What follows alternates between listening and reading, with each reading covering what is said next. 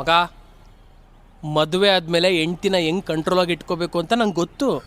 ಅವಳು ಕುಂತ್ರು ನಿಂತರು ಪತಿಯೇ ಪರದೈವ ಅಂತ ಕನ್ವರ್ಸ್ಬೇಕು. ಹಂಗೆ ಬ್ರೈನ್ ವಾಶ್ ಮಾಡ್ತೀನಿ. ಕೊನೆದಾಗ ನಿನ್ಗೊಂದು ಮಾತೇಳ. ಏನು? ಇರು, ನಮ್ಗೇನು ಬಿಲ್ಡಪ್ಗಳು ಬೇಡನೋ.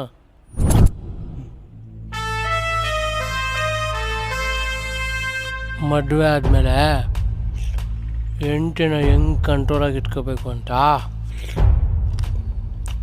ಪ್ರಪಂಚಕ್ಕೆಲ್ಲ ತೋರಿಸ್ತೀನಿ. ಮದ್ವೆಗೆ ಬಂದ್ಬಿಡ,